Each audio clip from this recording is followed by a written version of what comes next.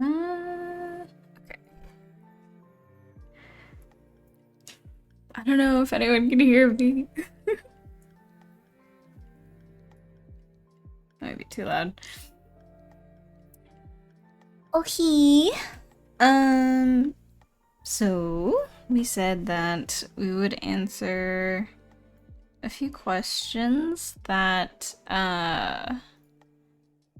came in during the focus time. So let's look at some of those. And we can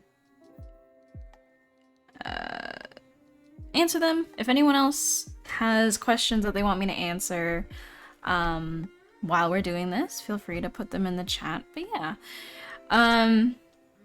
So K-Mink asks, sorry, I was worried I was gonna scare someone, but I was like realizing that I don't like Procreate brushes, but I want to try and get used to the program. Do you have any brush recommendations? So I typically get a lot of my more custom Procreate brushes from anywhere.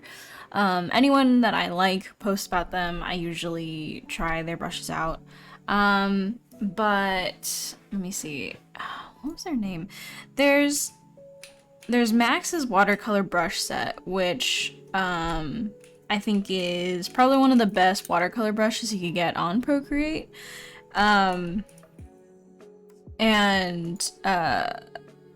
Just overall, it's like a fantastic set that has a lot of like really great textures, a lot of different like types of brushes, so those are really good. I also really enjoy the charcoal brush set by Lane. So if you just look up like Lane's charcoal master pack or whatever, like that's probably some of my favorite like sketching charcoal brushes. Like those are really good. I don't really know if I use like I use like my own personal Photoshop brushes, but they don't really translate as well as I thought they would into Procreate, so I honestly use a mixture of default to like one other brush whenever I'm doing anything in Procreate.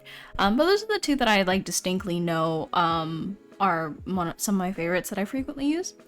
So that would be my recommendation. When it comes to other questions, are you still learning Procreate? If so, how's it going? I can't say that I'm like still quote unquote learning Procreate. I just like use it occasionally, and I still don't like it. Is how it's going. Joe the Spirit asks, when studying drapery, is it better to draw a character wearing clothes with folds or just to draw clothes with folds? Absolutely, drawing characters wearing the clothes is much better than drawing just the clothes, because it's important to understand that your clothing has to be reminiscent or represent the structures underneath the cloth.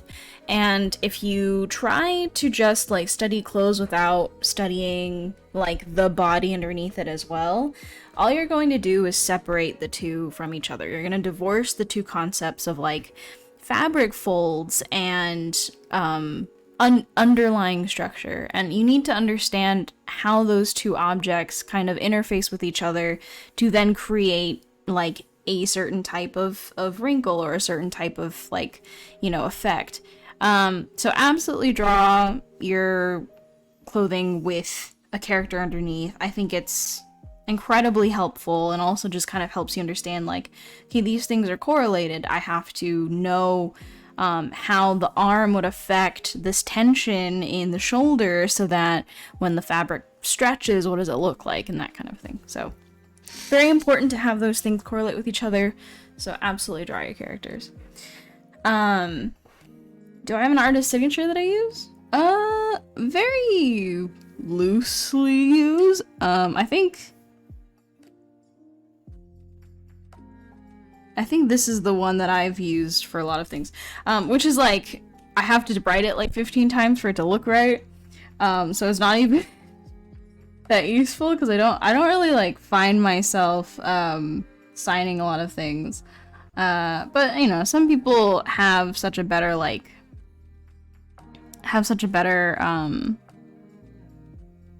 don't know, just like idea for what they want their artist signature to be, and I don't. Frankly, I forget to sign most things, and it's not until I have to like post something that I'm like, oh, I should probably put like a watermark or a signature or something of the like. But yeah, not as important for someone like me to have a signature, because a lot of my like public facing work very rarely belongs to me anyway.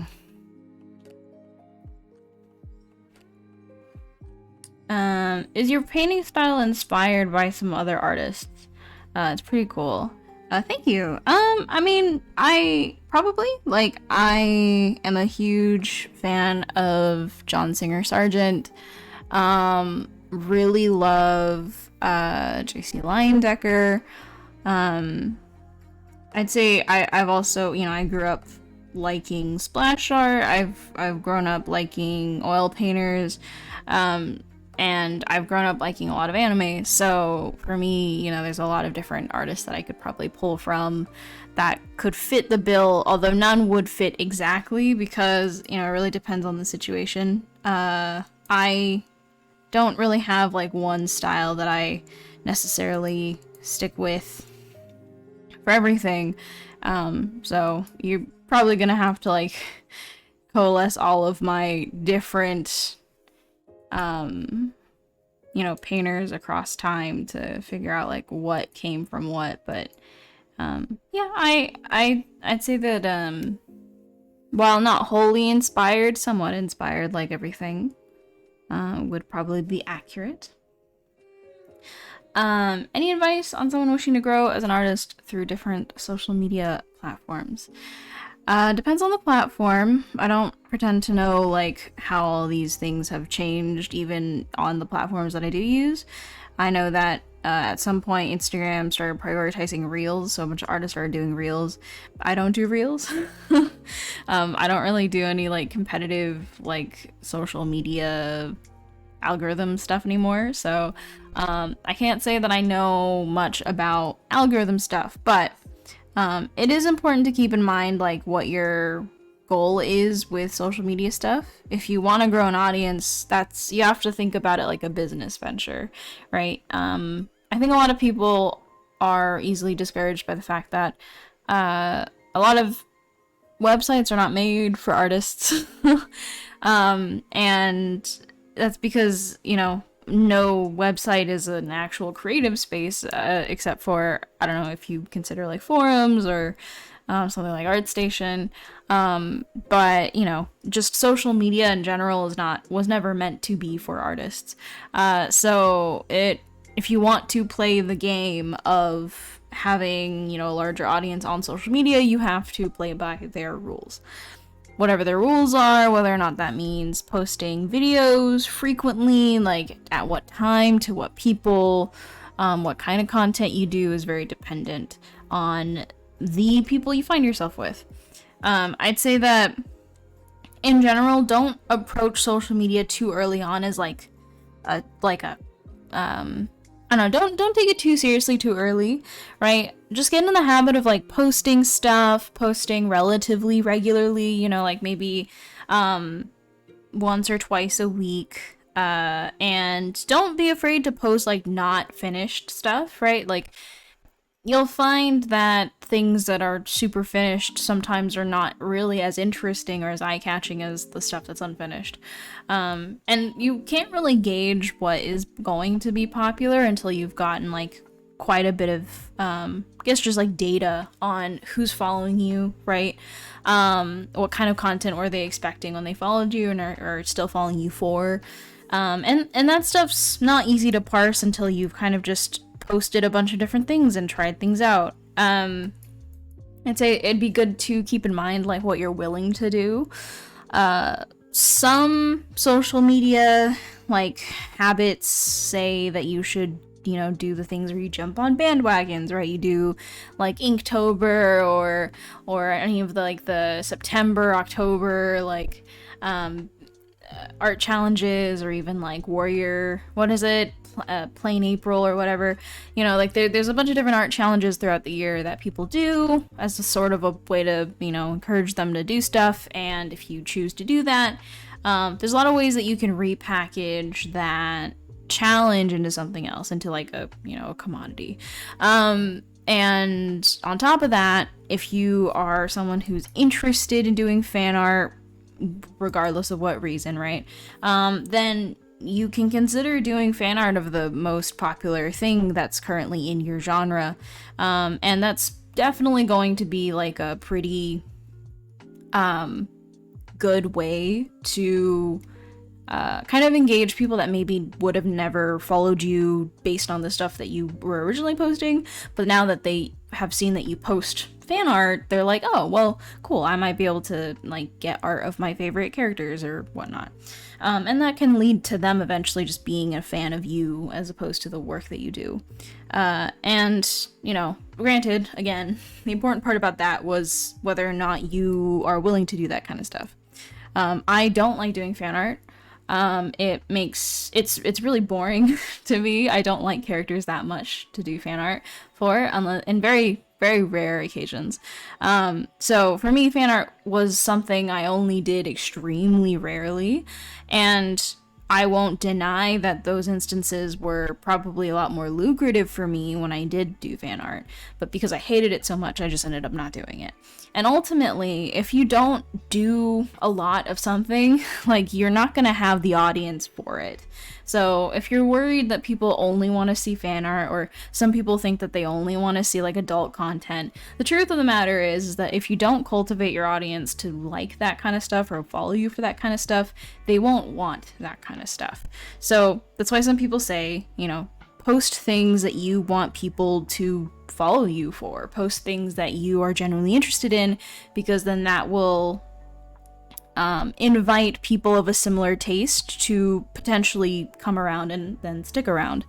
And cultivating that audience is very much a push and pull thing. It's hard to say whether or not the algorithm's going to work for you, whether or not you manage to get your stuff circulating, but it's always worth trying to keep your stuff like in that kind of hot zone of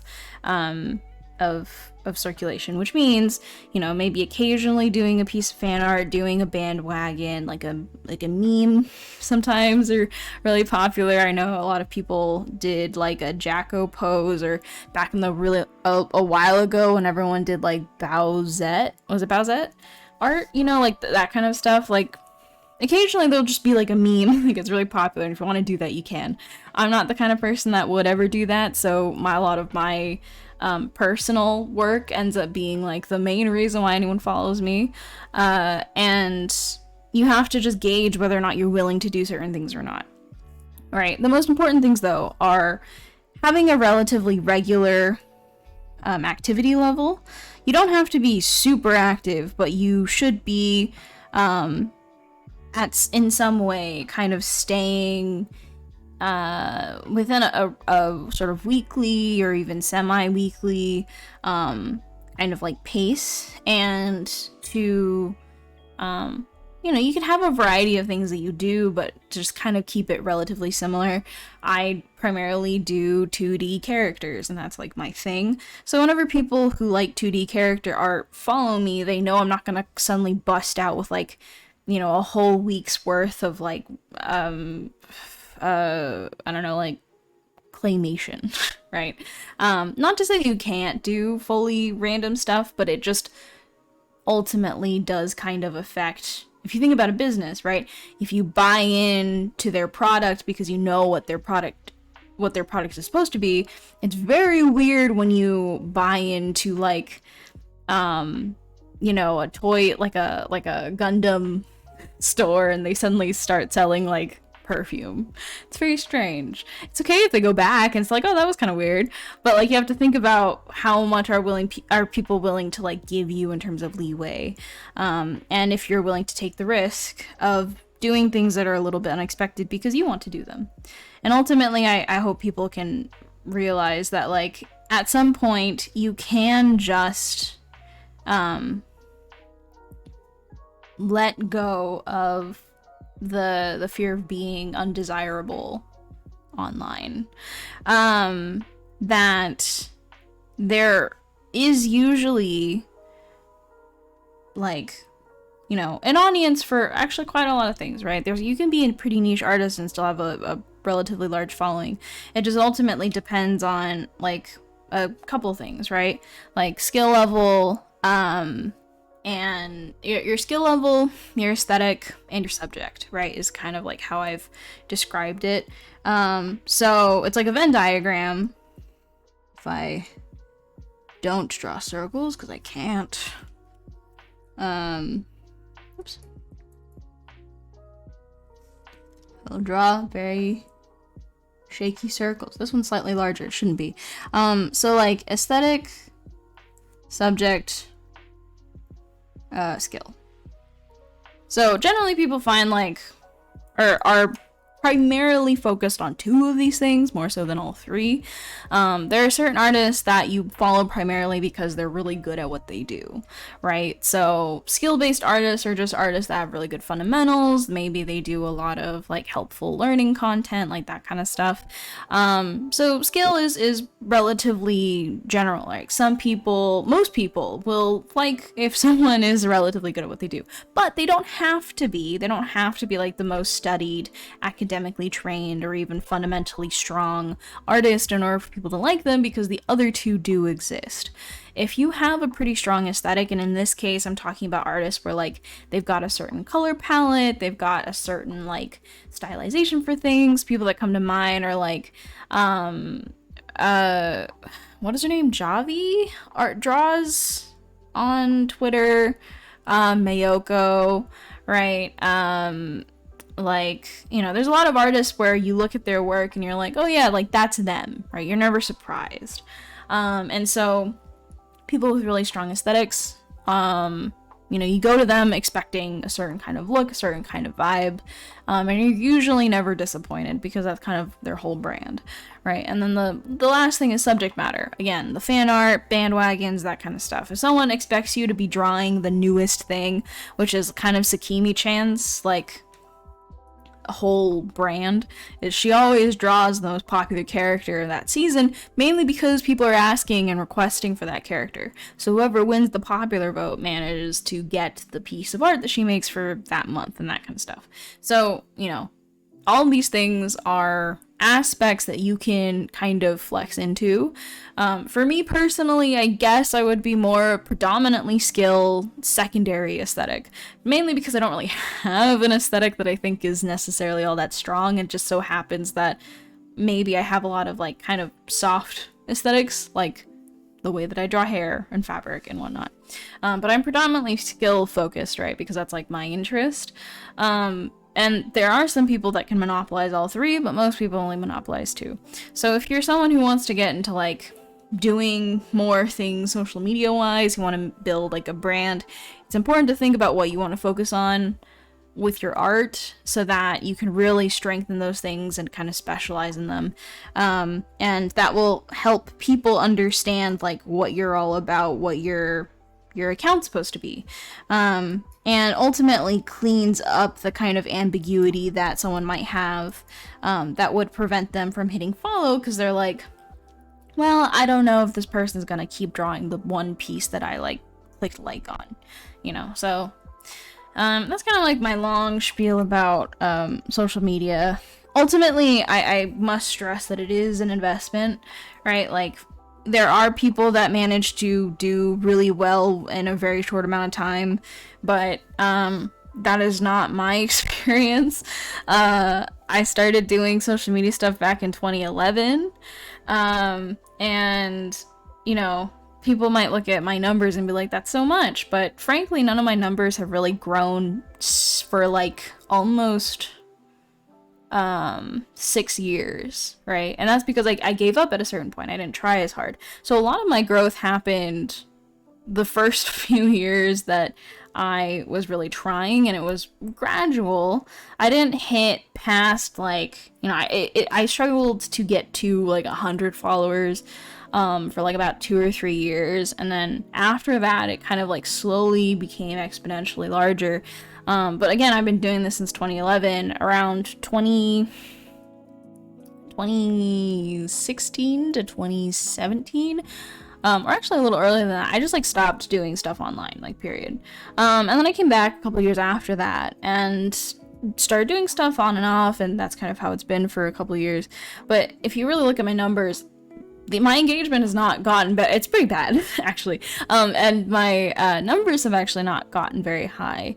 And that's kind of indicative of the fact that, like, if you want to get into social media, you have to understand how much of an investment it is and how much you have to kind of keep with it. It is something that you have to dedicate yourself to, and you have to understand that that comes with a cost. And if you're willing to go through that, if you're willing to give that, put in that effort, I think it does kind of give back in dividends. But again, don't expect something super fast within the first few years.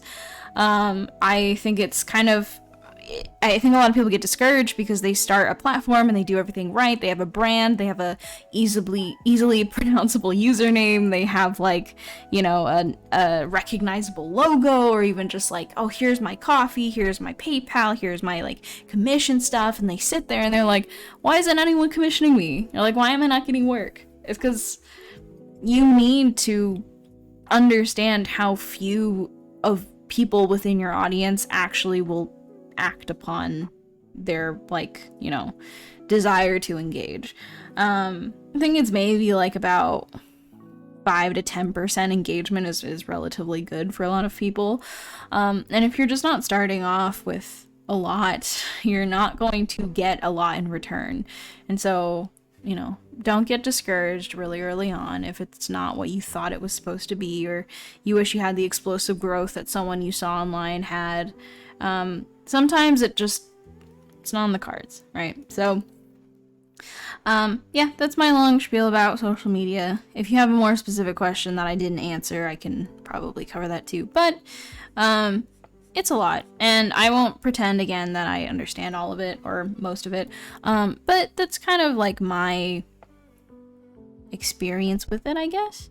And, I can't wait to eventually be too much of a boomer to really have a solid grasp on it, because I guess the most current like platform is TikTok, and I don't have TikTok, so I guess that's already a boomerism of mine. No shared character or media ever inspired you to draw them? I just don't like stuff that much, right? I'm not like a big fan of media to a point where like drawing them is exciting or even meaningful. Not to say that I don't like characters, it's just I don't end up liking them enough. So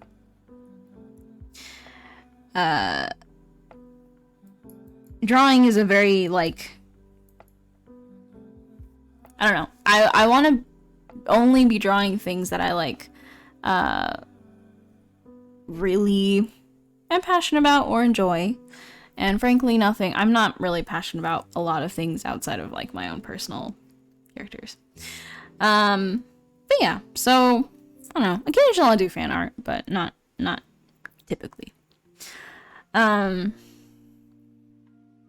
the 2-hour mark? Let's see. What is the next commission that I have on the docket? Let me look. I'm gonna move that up.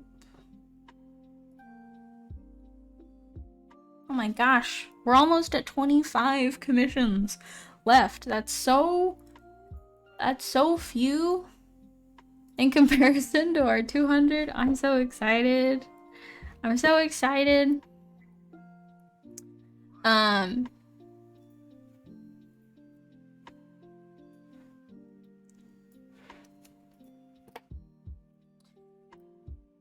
it's fine. They're a friend. Yeah, I'll probably do that next stream then, since it's a lot of characters. How do you do the connections of the legs and pelvis? It always looks weird to me. Okay, yeah, so we can do that. The important thing to understand is that a lot of mannequins will draw or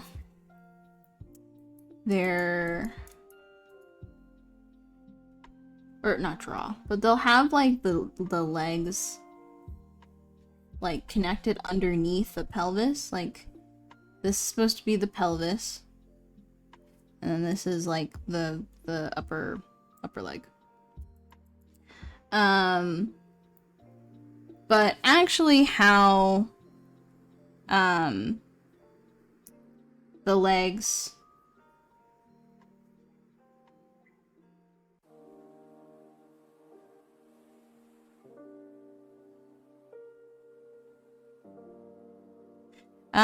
connect are, if this is your pelvis, right? Your legs are actually the top part of the upper leg bone, right? A lot of people understand that it's the main part of it is the femur. It's a little long, but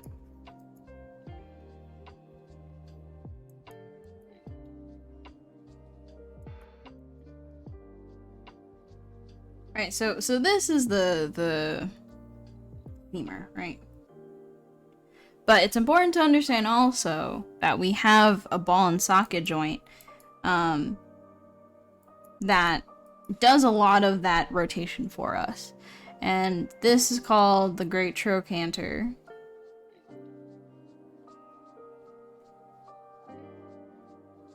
I think it's an ER, maybe it's an OR. And it sockets into, it's like the kind of like outer bit of the socket that goes into the pelvis, and it's held together by all the muscles and the tendons and stuff. So when you're thinking about how the legs connect, you have to understand that like it's like if you imagine I just copy paste this. Just imagine that that's the pelvis, and then you have where did my color wheel go? It's over here. Then you have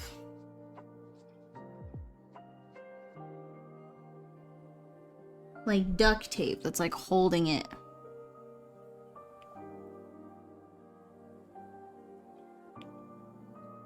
To the leg, right? Like that's how the muscles work. This isn't like anatomically accurate, I'm just saying. Because the important part to understand about anatomy is that everything is interwoven. They're not lying on top of each other, they're connected all sorts of places. So if you imagine that, you know, your leg is this literally socketed piece that's rotating in and out of the pelvis, and it's being held together by like basically if the muscles were duct tape. And so what does this look like when we're drawing the pelvis from like with skin on and stuff like that? So easiest way to think about this is actually to draw like an underwear shape. So if you draw like a shape like this, you're pretty much like most of the way there. And then you just kind of have to think about like, okay, how do the legs kind of pop out of this?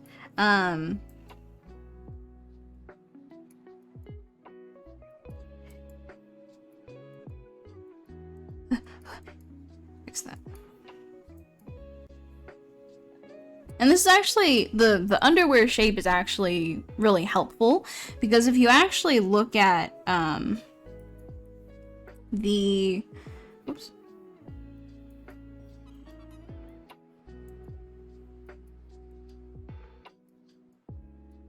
If you actually look at, or even feel yourself, right, when you're standing in front of a mirror and you feel your like that kind of like underwear area, right, it's actually a lot flatter than both of the areas above and below it. So your thighs and your like abdominal area where you're like what is it called, your obliques are, those are actually pretty, you know, they got form and stuff, right? But when you think about the area where like your underwear sits, it's relatively flat, and that's kind of like a really good way to gauge that connection between your kind of torso and your pelvis, because that part doesn't move. It doesn't shift when you like raise or move your legs or when you sit down. That part sits right down, and it's perfectly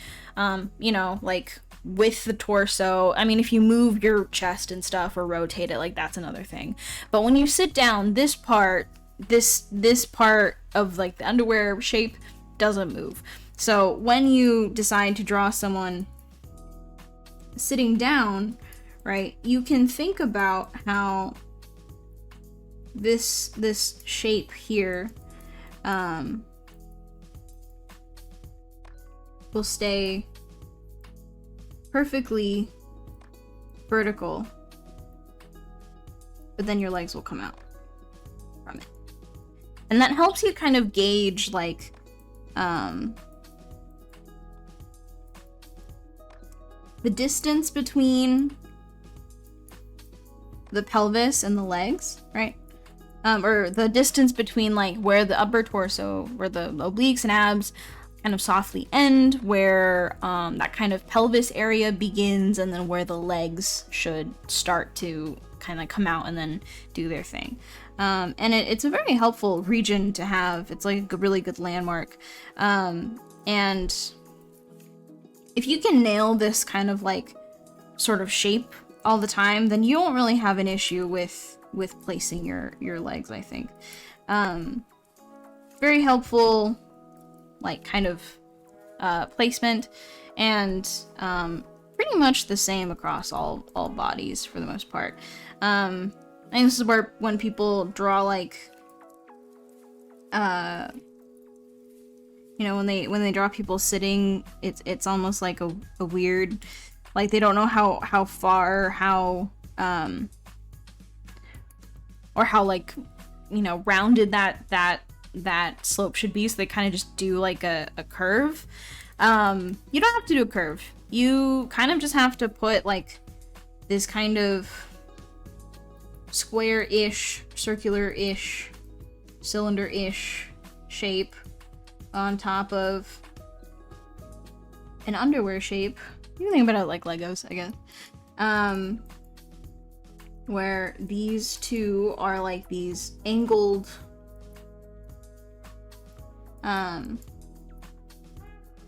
ellipses, right? And then you can have the legs kind of coming out of it. There's a level of like, oh well, now you also have to think about like the gluteus maximus medius stuff, but don't worry about it. This is a very like simple way to think about that connection between the leg and the pelvis, and you can use it fundamentally everywhere. So hopefully that helps, and makes sense. But yeah, I think it's really the way that the great, I don't know, great trochanter is like one of my favorite like bones. It's just so fun, and it's a very useful landmark too. Like you can feel it if you ever look at your like hips and you see like a divot on the side of your hips. It's a fantastic landmark. A lot of muscles anchored to the great trochanter, so it's a fantastic place to like to remember and know. A lot of things connect to, anchor to, or end at the great trichanter, especially for the leg. So it's fantastic. Gluteus Maximus sounds like a transformer. I feel silly for thinking that. I mean, it like Maximus, yeah. Like they all share the same like Latin root for a lot of things. So I wouldn't say it's, you know, silly. Top 10 bones for sure. Oh yeah. Right after, like it shares the top spot for me with like anterior superior iliac crest and the spine, or iliac spine. There's some good bones, or good places, I guess, regions on bone, because the iliac crest is like part of the pelvis. Yeah, but they're fun. They're great. They're great shapes too. Like I love. There's nothing quite like drawing like a good bone, you know? Like it's just drawing like a good, solid, like all of the subtlety and nuances of like how your skeleton is structured is fantastic. It's beautiful.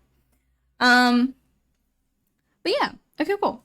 So we got quite a few done today. I think we got like 3 done, which is pretty average for me, really. But yeah, so thank you everyone for hanging out. I'll probably end it here. These focus streams is something I want to be doing for kind of the week ones, because if you don't know, if you haven't been here, this September I am taking a little bit of a break from work. I'm in a bit of a transitionary period, so I'm streaming a lot more in September, and I will be streaming Monday, Wednesday on top of my normal Friday streams. Friday streams will be as normal. I'll be talking and hanging out with you guys, answering questions, and we'll also be doing whatever we're doing that day, probably charity commissions. But Monday and Wednesday might be anything else. Probably going to still be working on charity commissions. It might be a focus stream, it might be a normal one, or it could be something else like playing games or talking with people. So I'd say if you want to kind of hang out, feel free to drop by on Monday and Wednesday. It's also going to be at 7 p.m. Pacific Coast Standard Time. But if you can't make those, definitely try to make Friday. Those are generally some of the bigger ones where I'm always talking with people. But I thank you guys so much for hanging out with me, even though I wasn't talking. You guys are fantastic and lovely, very, very kind. And I hope that I can see you in the coming streams if you ended up liking your time here. We're always playing lo-fi music and I'm always drawing. So if you like that, feel free to come by again, and whenever I see you next, take care of yourselves, stay healthy, stay happy. I love you all very, very much. And I'll see you all next time.